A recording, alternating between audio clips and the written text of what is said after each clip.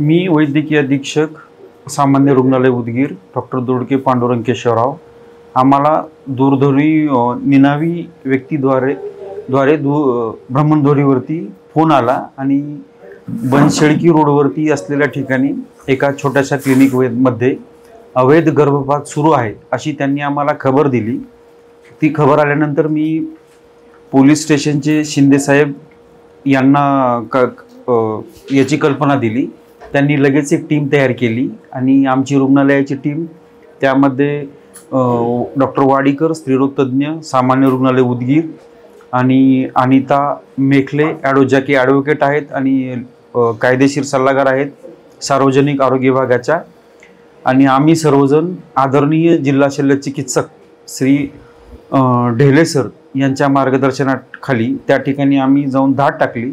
तर त्या ठिकाणी अवैधरित्या गर्भपात सुरू होता। डॉक्टरांची कुठल्याही प्रकारची नोंदणी नव्हती, रुग्णालयाची नोंदणी नव्हती आणि अवैध असा गर्भपाताची प्रक्रिया त्या ठिकाणी चालू होती। रुग्णाचे नातेवाईक रुग्ण त्या ठिकाणी उपस्थित होते।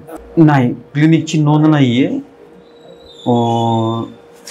ते क्लिनिकचे नाव आफिया क्लिनिक असं।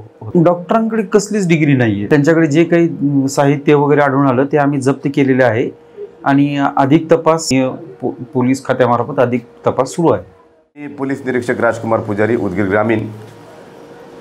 यामध्ये आम्हाला आमचे वरिष्ठ अधिकारी ॲडिशनल SP साहेब श्री देवरे साहेब यांच्याकडनं माहिती मिळाली होती की बनशेळकी रोड या ठिकाणी एक बोगस डॉक्टर आहे, तो अबॉर्शन वगैरे करत आहे। त्या संदर्भामध्ये लगेच वैद्यकीय अधिकारी यांनाही आदेश भेटला होता वरिष्ठ कार्यालयाकडून। त्याप्रमाणे टीम सक्रिय झाली।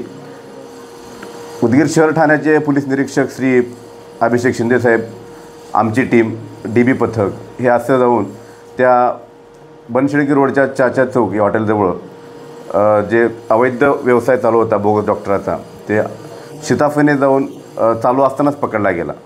त्याच्यामुळे ते आरोपी ताब्यात आम्ही घेतलेला आहे। जे विक्टीम जे आहे, जी पीडित जी आहे, तिच्यावर उपचार चालू आहेत सरकारी दवाखान्यामध्ये आणि जे कोणी संशयित आहेत त्यांच्यावरती आमचा तपास चालू आहे।